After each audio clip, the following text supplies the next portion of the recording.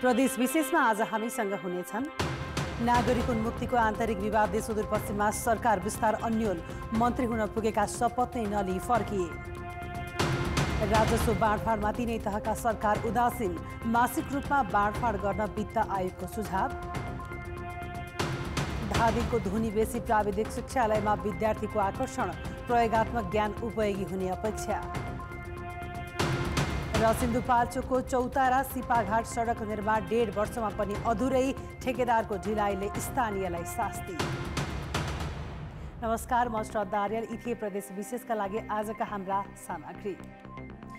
यसबाहेक नुवाकोटको काहुलेका सामुदायिक विद्यालयमा व्यावसायिक शिक्षा सम्बन्धी सामग्री हामीसँग हुनेछन्। हेर्दै गर्नुहोला प्रदेश विशेष समाचार समीक्षा र सन्देश।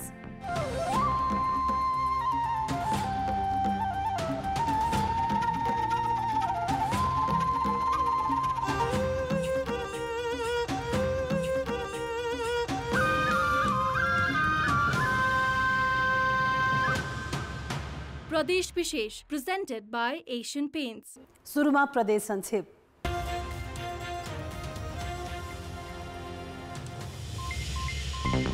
लुम्बिनी प्रदेश सभामा प्रदेश निजामती सेवाको गठन, सञ्चालन र सेवाका शर्त सम्बन्धमा व्यवस्थापन गर्न बनेको विधेयकमाथि मंगलबार सैद्धान्तिक छलफल भएको छ।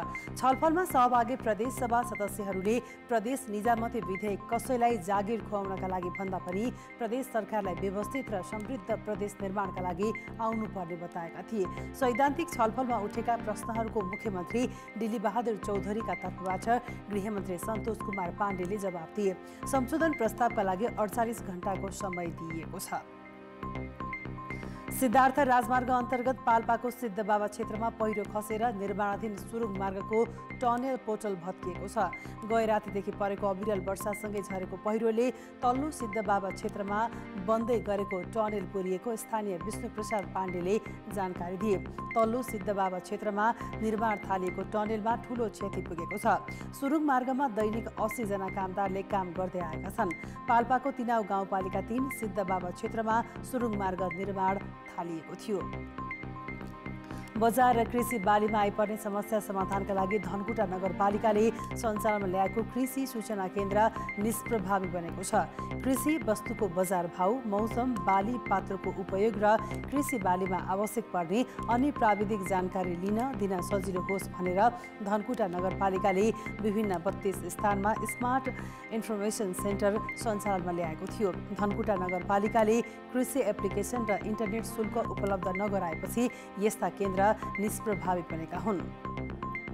पाल्पाको सदरमुकाम तानसेनका अधिकांश औषधि पसल मापदण्ड पूरा नगरी सञ्चालन भइरहेकोमा अनुगमनका क्रममा पाइएको छ। जिल्ला प्रशासन कार्यालय पाल्पाले मंगलबार गरेको अनुगमनमा कतिपय औषधि पसलले गुज्रेका औषधि बिक्री गरेको, दर्ता नगरी प्रयोगशाला समेत सञ्चालन गरेको, आवश्यक मापदण्ड पूरा नगरेको पाइएको जिल्ला प्रशासन कार्यालयका अधिकृत यज्ञेश्वर पन्थीले जानकारी दिएका छन्।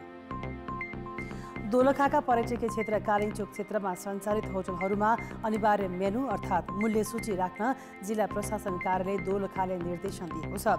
कालिङचोक क्षेत्रमा सञ्चालित होटलहरूले मेनु नराखी मनलाग्दे रकम लिएको गुनासो बढेपछि प्रशासनले अनिवार्य मेनु राख्न निर्देशन दिएको हो। अनुगमनका क्रममा व्यवसायीले मनलाग्दे रकम लिएको देखिएपछि 1 महिनाभित्र सबै होटलमा मेनु अनिवार्य राख्न निर्देशन जारी गरेको प्रमुख जिल्लाधिकारी कोमल प्रसाद धमलाले बताए। यस्तै जथाभावी मन्दिर क्षेत्र उगटेर राखिएका त्रिशूल र पूजा सामग्री तत्काल व्यवस्थापन गर्न मन्दिर व्यवस्थापन समितिलाई निर्देशन दिएको छ। जिल्ला प्रशासन कार्यालय गोरखाबाट राष्ट्रिय परिचय पत्र वितरण सुरु भएको छ। उपप्रधान तथा गृहमन्त्री नारायण काजी श्रेष्ठले मंगलबार जिल्ला प्रशासन कार्यालय गोरखामा आयोजित एक कार्यक्रममा 4 जना सेवाग्राहीलाई राष्ट्रिय परिचय पत्र प्रदान वितरण गरेका हुन्। गोरखामा 2077 असार 31 गतेदेखि राष्ट्रिय परिचय पत्रका लागि विवरण सङ्कलन गरिएको थियो। अहिलेसम्म गोरखामा परिचय पत्रका लागि 1,59,689 जनाको बायोमेट्रिक वितरण सङ्कलन गरिएको प्रमुख जिल्लाधिकारी दिनेश सागर भुसालले जानकारी दिएका छन्। सुनसरी मोरङ सिंचाई आयोजनाको लुहन्द्र खोला स्थित साइफल र पुल बाढीले बगाएको 6 वर्षपछि निर्माण सम्पन्न भएको छ। संघीय मामिला तथा सामान्य प्रशासन मन्त्री अमनलाल मोदीले उक्त पुल र साइफनको मंगलबार उद्घाटन गरेका छन्। 2074 सालको साउन 29 गते आएको बाढीले लुहन्द्र खोलाको साइफन र पुल बगाएको थियो। हामीसँग बाँकी नै छन्। नुवाकोटको काहुलेका सामुदायिक विद्यालयमा व्यावसायिक शिक्षा प्राविधिकतर्फ 12 कक्षासम्म बाली विज्ञानको पठन पाठन र धादिङको धुनी बेसी प्राविधिक शिक्षालयमा विद्यार्थीको आकर्षण प्रयोगात्मक ज्ञान उपयोगी हुने अपेक्षा। प्रदेश विशेष प्रेजेन्टेड बाय एशियन पेन्ट्स। प्रदेश विशेषमा पुनः स्वागत छ। नागरिक उन्मुक्ति पार्टीको आन्तरिक विवादका कारण सुदूरपश्चिम प्रदेशको मन्त्रीमण्डल विस्तार अन्यलग्रस्त भएको छ। पार्टीको संसदीय दलले निर्णय गरेर हिजो एकजना मन्त्री र राज्य मन्त्रीको नाम मुख्यमन्त्रीलाई सिफारिस गरेको थियो। तर केन्द्रीय अध्यक्ष रञ्जिता श्रेष्ठ चौधरीले भागवण्डा नमिलेको भन्दै सरकारमा सहभागी नहुने जानकारी सहितको पत्र मंगलबार मुख्यमन्त्रीलाई पठाएपछि सरकार विस्तार हुन नसकेको हो। संसदीय दलले भूमि व्यवस्था, कृषि तथा सहकारी मन्त्रीमा रामेश्वर चौधरी र राज्य मन्त्रीमा कैलाश चौधरीको नाम सहित निर्णय गरेर मुख्यमन्त्री समक्ष सोमबार बुझाएको थियो। 4 बजे शपथ ग्रहण हुने आशमा उन्मुक्ति पार्टीका सांसदहरू संसदीय दलको कार्यालयमा बसेका थिए। सोमबार मौखिक रूपमा रोकेकी अध्यक्ष श्रेष्ठले मंगलबार लिखित रूपमै पत्र पठाएपछि सरकार विस्तार हुन सकेन।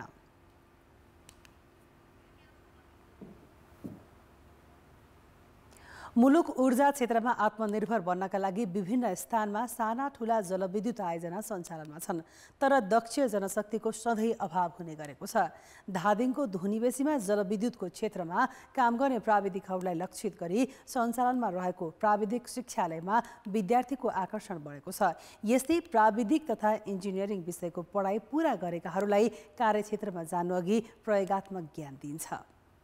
धादिङको धुनीबेसी स्थित ढकाल खोलामा केही वर्ष अघि सुरु भएको जर्मन प्राविधिक शिक्षालयमा जलविद्युतका क्षेत्रमा काम गर्ने जनशक्तिका लागि प्रयोगात्मक कक्षा सञ्चालनमा आएको छ। यसले प्राविधिक विषय पढेका विद्यार्थीलाई प्रयोगात्मक कक्षा लिन पाउने व्यवस्था गरेको छ। प्राविधिक तथा इन्जिनियरिङ विषयका विद्यार्थीलाई लक्षित गरी सुरु गरिएको यस कक्षामा अहिले 30 जना विद्यार्थीले प्रशिक्षण लिइरहेका छन्।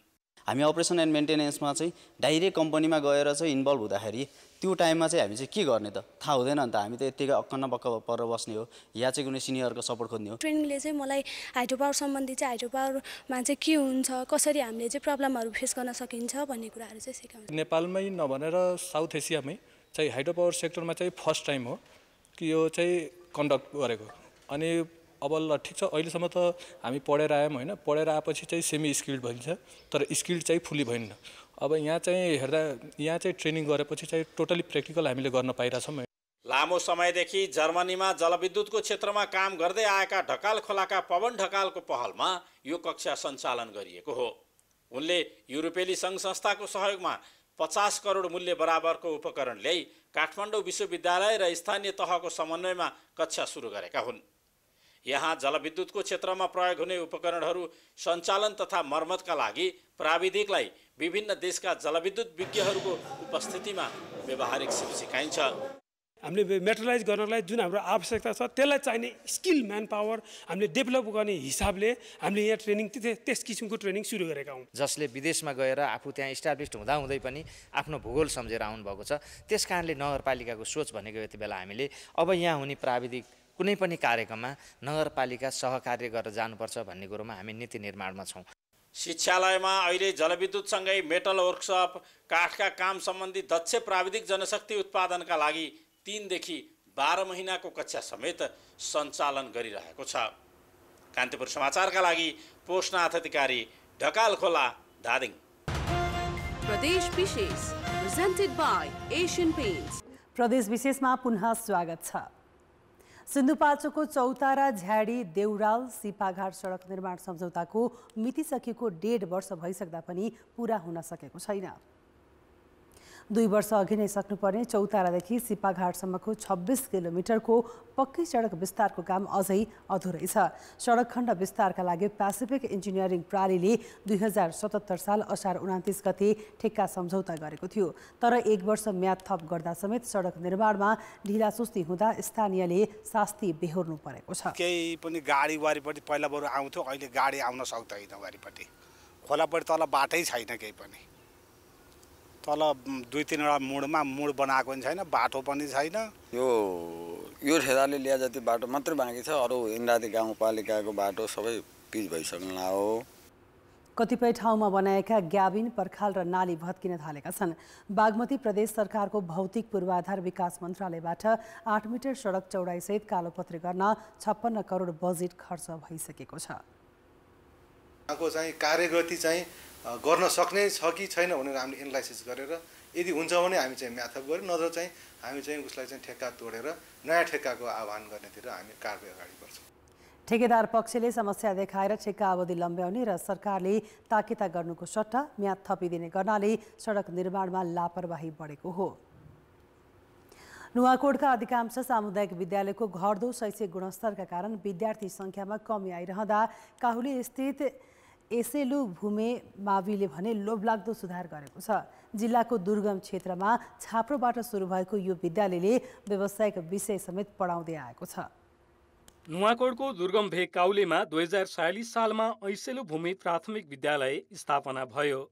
बालबालिकाले आफ्नै गाउँठाउँमा ज्ञान आर्जन गर्न सकुन् भन्ने उद्देश्यले स्थानीय दाताबाट प्राप्त 5 रोपनी जग्गामा छाप्रोबाट 5 कक्षासम्मको पढाइ थालेको यो विद्यालयले अहिले साधारणतर्फ वाणिज्य र शिक्षा संकायका साथै प्राविधिक धारतर्फ 12 कक्षासम्मका विद्यार्थीलाई बाले विज्ञान समेतको पठन पाठन गर्दै आएको छ। हाल साधारण धारतर्फ कक्षा 12सम्म र प्राविधिक धारतर्फ बाली विज्ञान विषयमा कक्षा 9-12मा सञ्चालित रहेका छन्। 2058 सालमा माध्यमिक तहमा स्तर वृद्धि भएको यो विद्यालय 2075 सालमा नमुना विद्यालयको रूपमा छनौट भयो।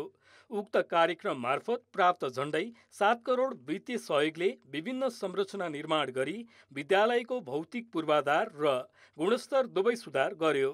हाल साधारणतर्फ 511 र बाली विज्ञानतर्फ 9 देखि 12 कक्षासम्म 104 गरी 615 जना विद्यार्थी पढ्छन्। पढ्दै कमाउँदै कार्यक्रम लागू भएपछि विद्यार्थीहरू कृषि सम्बन्धी ज्ञान तथा सिप आर्जनका साथै उत्पादित तरकारी बेचेर आवश्यक शैक्षिक सामग्री किन्न सक्ने भएका छन्।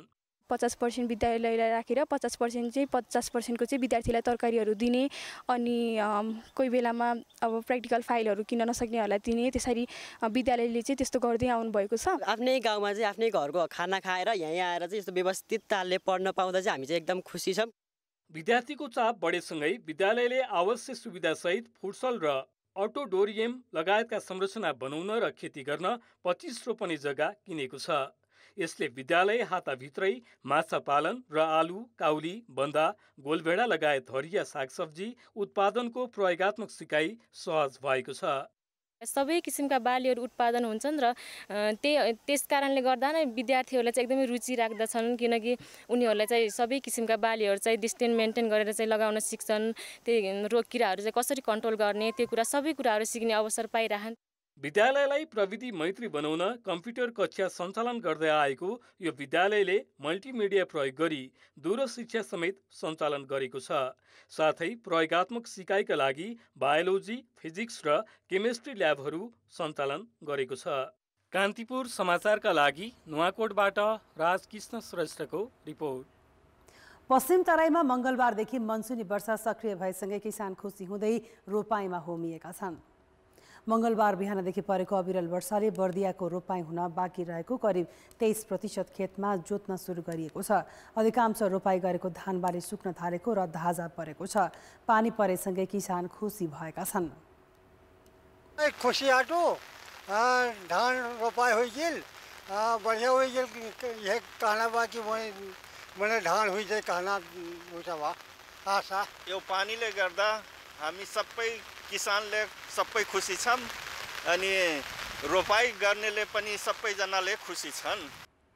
यस वर्ष ढिलो वर्षा भएकाले उत्पादनमा कमी आउन सक्ने अनुमान कृषि प्राविधिकको छ। बर्दियामा 50,000 हेक्टर खेतमा धान खेती हुने गर्छ। गत वर्ष बर्दियामा 1,16,898 मेट्रिक टन धान उत्पादन भएको थियो। पशुवस्तुहरूमा महामारीको रूपमा देखा परेको लम्पे स्किन रोग धादिङमा अझै नियन्त्रणमा आएको छैन। धादिङमा लामो समयदेखि पशु चौपायामा लम्पे स्किन संक्रमण देखिएको भए पनि अझै नियन्त्रणमा नआएको हो। पछिल्लो समय धादिङ जिल्लाभर 15,000 भन्दा धेरै पशुवस्तुहरू संक्रमित रहेको भेटेरिनरी अस्पताल तथा पशु विज्ञ केन्द्र धादिङको तथ्याङ्क छ। हालसम्म 300 भन्दा धेरै पशुवस्तुहरू मरिसकेका छन् भने संक्रमण दर बढ्दो भएकाले यो रोग नियन्त्रणभन्दा बाहिर रहेको बताइएको छ।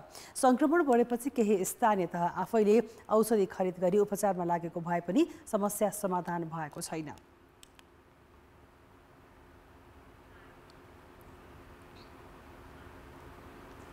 प्रदेश विशेष अहिलेलाई सकियो। कान्तिपुर टेलिभिजन हेर्दै गर्नुहोला। नमस्ते।